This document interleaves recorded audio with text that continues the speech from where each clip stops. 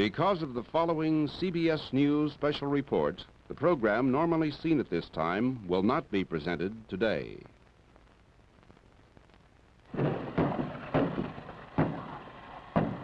What's that?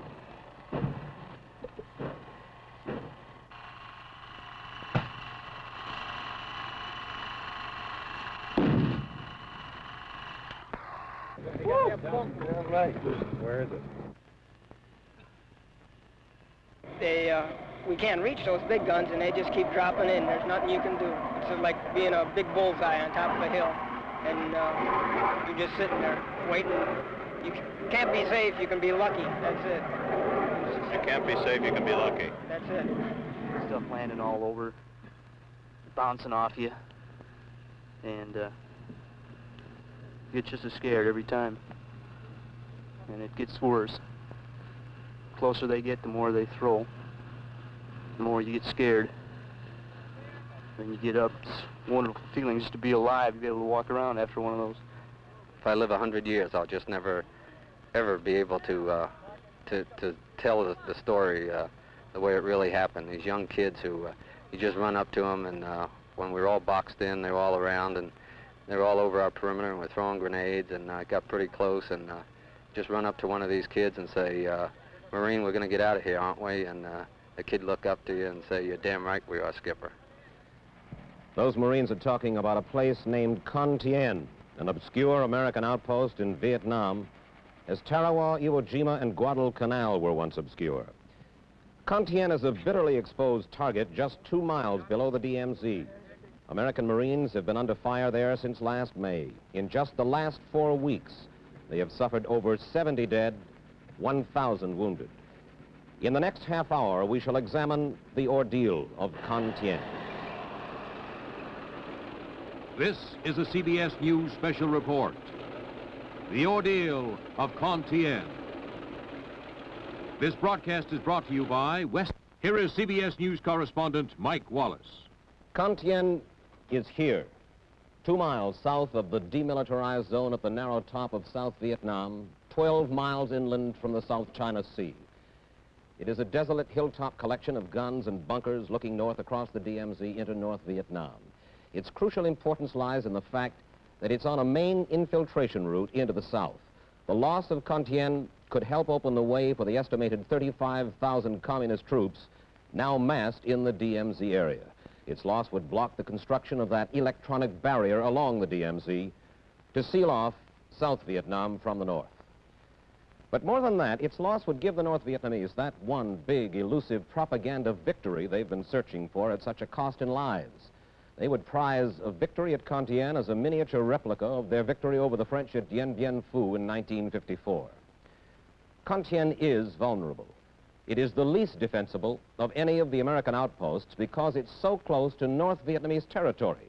The enemy artillery, about 100 big guns plus mortars and rockets, can pound Cồn Tiên around the clock with devastating effect.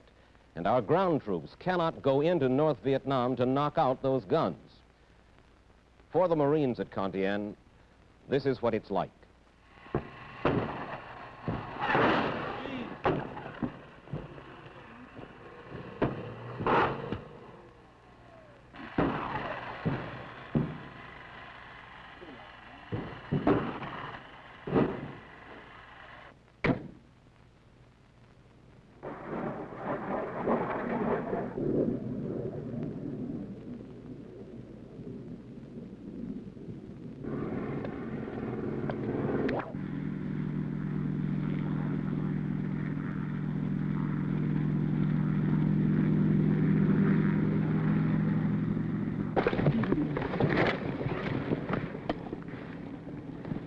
Hear him whistle over your head. It went off.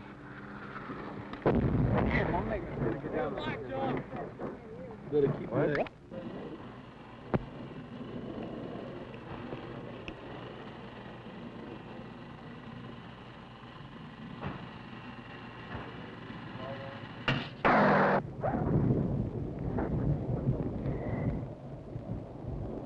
Emergency medevac, ASAP. Top priority. All right, somebody take Dr. Wicks on it.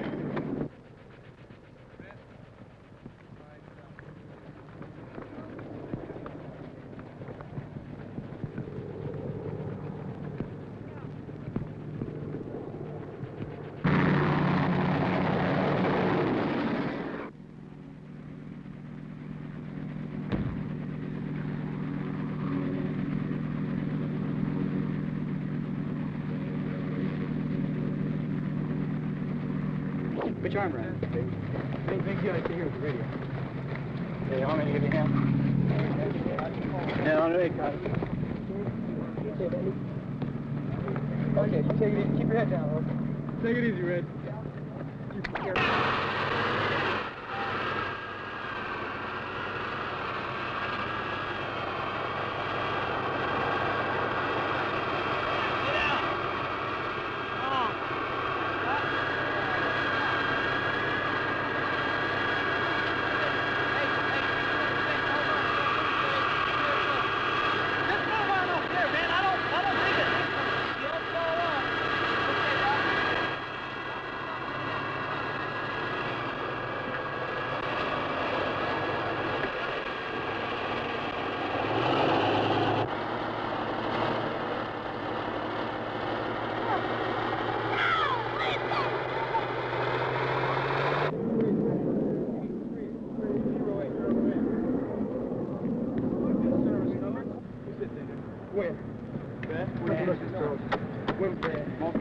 Hey, you want me to call 6 and tell them to get a medevac on the way? Wait a minute.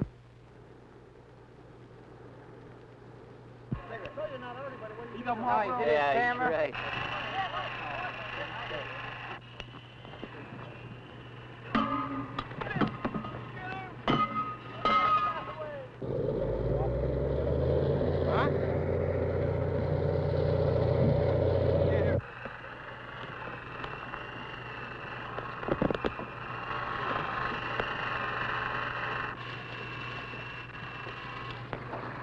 You ready, Dick? Rainbow. Yeah, boot. They gave me my boat. Wait a minute, let him get a... Guys left a crash pile this morning. Huh?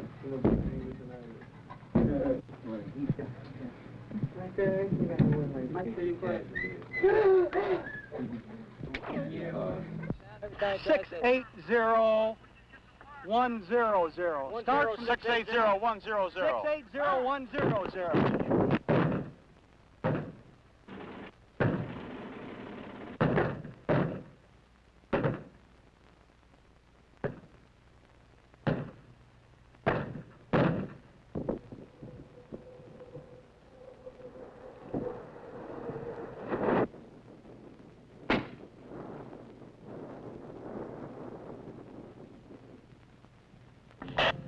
Roger. 81 should be able to see that as well, isn't it, Wave? Let's get him on there. Over. Hey, look, can't get a grid out of bird the same way. Okay, look, here are the two tacks. You see them? Yes, sir. You see where that smoke is? Sure. The smoke landed about 300 meters, right where that big tree is out there. 300 to 400 meters, southeast of the town. Okay, we're down income. I'd say they're probably...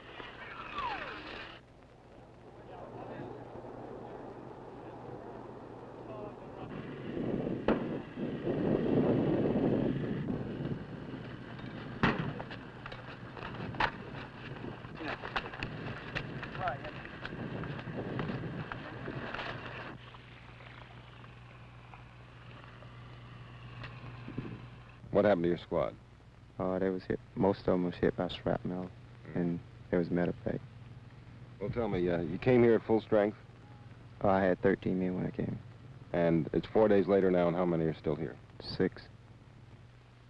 I think we're just occupying ground and losing too many men. I'm losing too many men. If we were to stay here too much longer, we wouldn't have much left of this platoon, let alone the company. I see, what, about 3-4 people get it a day. Not real bad, but enough to be medevac. Cut my platoon down. Well, isn't that all part of war, as the generals say? Sure it is, but for 7 months up here, one battalion ain't going to have much left if that's part of war. That'll rotate a little more, I think. Send us back where we can get new men and train them. See, we're getting new men out here. They coming out, well, what you might call green, and then they don't know really how to act. The rifles have been jamming, the mud's been, has slowed everything down, and the artillery comes in everywhere, and it just gets pretty futile and frustrating sometimes. Well, the really depressing part about it is, like, there isn't really much you can do, you know what I mean? You see the rounds come in, you see your buddies get blown away and wounded and stuff like that. Well, I can't say that I'm scared stiff, but I'm scared.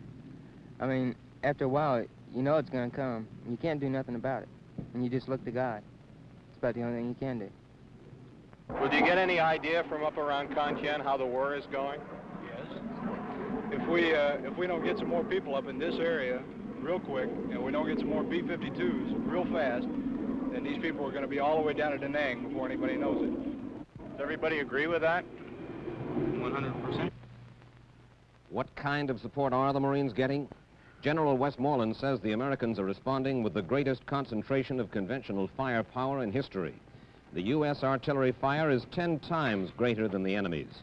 It comes from Dong Ha, Cam Lo, Jolin, the other outpost corners of what is called Leatherneck Square, and from these big guns at Camp Carroll. The batteries fire off as many as 10,000 shells daily, lobbing them over the heads of the men at Cồn Tiên deep into the demilitarized zone. And then there are the B-52 bombers striking from nearby Thailand. They pound the zone day in, day out with tons of explosives.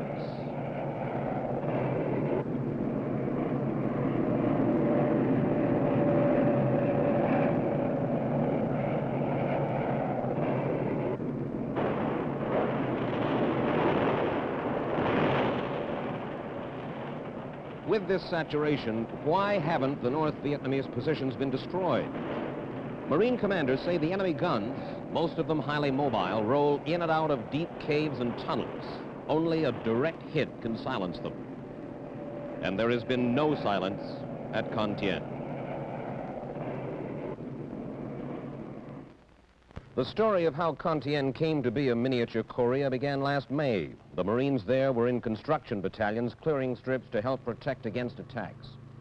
The outpost was little more than a few trenches dug on a hilltop, still green and unscorched, manned by 300 South Vietnamese civilian irregulars advised by a handful of American Special Forces troops. The few bunkers looked more like temporary homes for the men who were there to operate the graders and earth movers. But they were some protection against occasional artillery attacks. Then things got rougher. On the morning of May the 9th, burning tanks and personnel carriers marked a battle that had begun at 2:30 a.m. and lasted till after daybreak. The hilltop was strewn with dead. 200 of them, like this one. North Vietnamese regulars. The enemy had struck with a force of 1,200 men. Captured enemy weapons were gathered from all over the perimeter. The cost to the Americans in that first battle at Cồn Tiên included 124 wounded. Of these, 110 were Marines, the rest Special Forces men. And there were our own dead, 44 Americans altogether, all of them Marines, the first to fall at Cồn Tiên. For the next few months, there was less action than preparation for action. The Marines had come to stay, to take control of Cồn Tiên from the South Vietnamese. The plan now was to establish a post on the hilltop that could be more easily defended. That meant more bunkers and well-protected gun emplacements. The expectation then was for another ground assault. Enemy artillery was fairly inactive until July, when it got busier. The Americans retaliated with airstrikes. For the rest of July and August, the Marines at Cồn Tiên used their own guns to good effect. The ammunition, an endless supply, came in daily, and it was used up daily. This was the end of a supply lifeline that began in Da Nang and arrived at Cồn Tiên by way of Dong Ha, 6 miles to the south. And there were tents nearby to house a complement that included about 1,000 men. No matter how you look at it, those were better days. There was more time for things like the casual cleaning of weapons. But nothing at Cồn Tiên has been casual since September came. For the first 25 days of this month, Cồn Tiên had to fight back against ground assaults and a sudden calculated escalation of enemy artillery, the most intense artillery barrage of the war. At times, the shouts of incoming could be heard above the noise of our own guns. There has been a slight let-up in the last few days, but Marines still must patrol the perimeter of Cồn Tiên, and for these men the danger is multiplied by the threat of ambush. The kind of war that's going on around Cồn Tiên inspired one young Marine to put his feelings into a poem. When youth was a soldier and I fought across the sea, we were young and cold hearts of bloody savagery, born of indignation, children of our time. We were orphans of creation and dying in our prime. What made you write that poem? Well, just the way things are. The commanders in Vietnam, the men who must decide when ordeals must be borne, look at the ordeal at Cồn Tiên from a different vantage point. We talked with General William Westmoreland, commander of American ground forces, and Lieutenant General Robert Cushman, who commands the Marines there. There have been some questions from outside and in your own command structure, all the way down to some privates I met on Cồn Tiên, about the defense of that outpost, and some who perhaps aren't as confident as the general may be. Well, when you sit in a place such as that and night comes on, you really have to rely upon yourself and upon supporting fires, and naturally the confidence may not be as great as it is back here, where I can see the many forces that can be brought to bear, and which those right on the spot may not be aware. I am confident that we can hold this area, and we have been doing it. Furthermore, from what reports we've had from prisoners and documents, we've been hurting the enemy badly. They have attempted to make it appear that they are winning a military victory. Their target is American public opinion. They had hoped that by inflicting these casualties, it being fully understood by them that the casualties inflicted upon their ranks were unknown to us, that they would achieve their psychological victory. And this is the only way they can conceivably win this war. Cồn Tiên, then, you're saying, is not really a military action, but a political or psychological warfare action. Precisely. Their objective is political and psychological. It is designed to weaken the will of the American people, to make it appear in American and public and world opinion that they are stronger than they are in fact, and to discourage our resolve. We asked two of our CBS News correspondents who've been under fire with the Marines at Cồn Tiên for an assessment of the situation there, John Lawrence and Robert Shackney. We asked them first, what are the Marines saying right now about Cồn Tiên? Well, Mike, if the Marine happens to be an infantryman, he feels that he'd rather be someplace else. I've heard a lot of Marines say that Cồn Tiên is a very poor place to defend because the Marines can't move out on the ground with infantrymen and with tanks to attack the positions from which the North Vietnamese are firing their artillery. That's on the other side of the border. Now, if the Marines were to pull back 5 or 10 miles and the North Vietnamese were to follow them with their artillery, then the Communists would no longer be invulnerable from Marine counterattack on the ground. The Marine riflemen on Cồn Tiên, or grunts as they call themselves, would rather be anywhere, out on an operation marching or back at the rear sleeping, anywhere but Cồn Tiên. In their simple teenage philosophy, they don't understand the significance of holding on to what you've got, or as it's said in the Orient, saving face. The Pentagon gives orders to the generals, and the generals give order to the colonels, and so on, and all the orders are obeyed. But the grunts don't seem to understand that they're holding Cồn Tiên because of a Pentagon decision to win the war with a kind of modern Maginot line that hasn't been built yet. And what lies ahead for Cồn Tiên in the coming weeks? There's not likely to be much change, Mike, as long as the monsoons last. The heavy rains are supposed to start this month, and they'll last 2 or 3 months, and during that period, it's unlikely that the Marines can reopen the roads.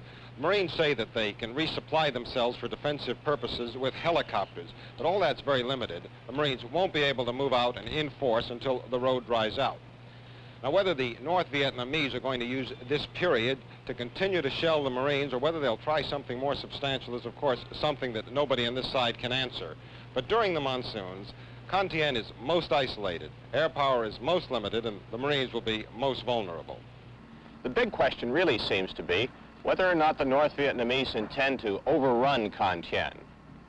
The Marines have tripled the number of troops guarding the outpost, and they've moved up more battalions to be ready to reinforce. If the North Vietnamese decide to attack Con Thien, they must know it will cost them between 5,000 and 10,000 casualties.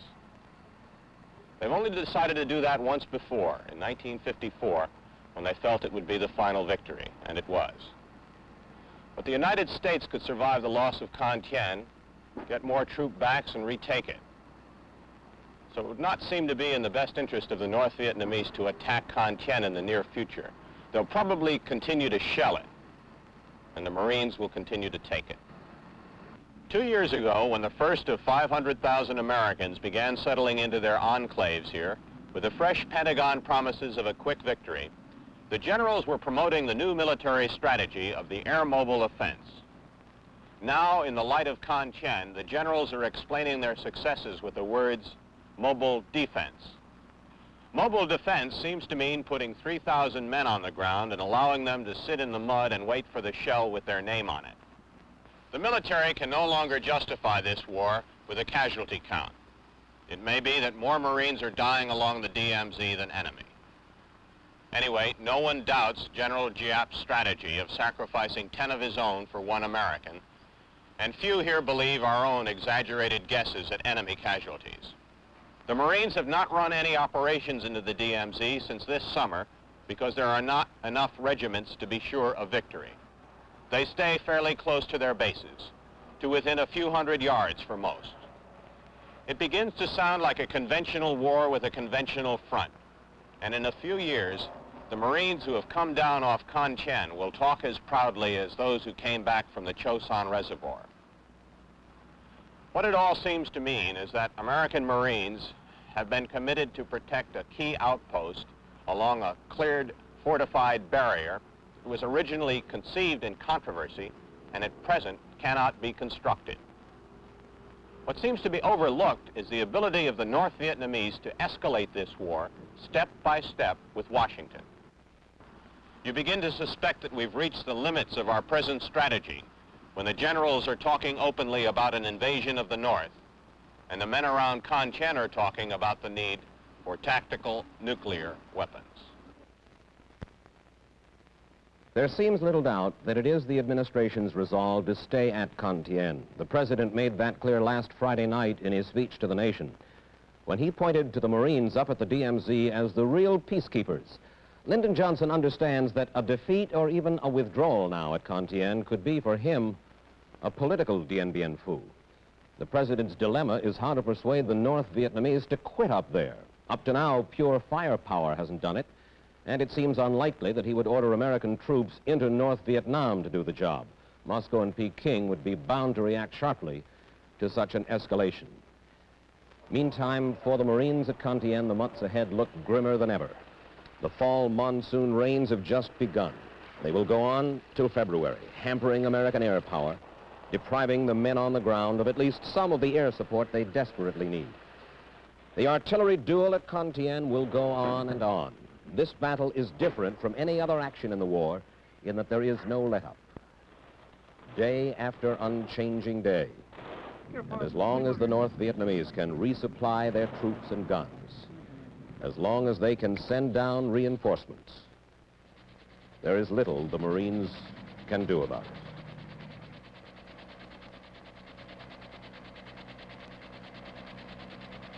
Mike Wallace, CBS News, New York.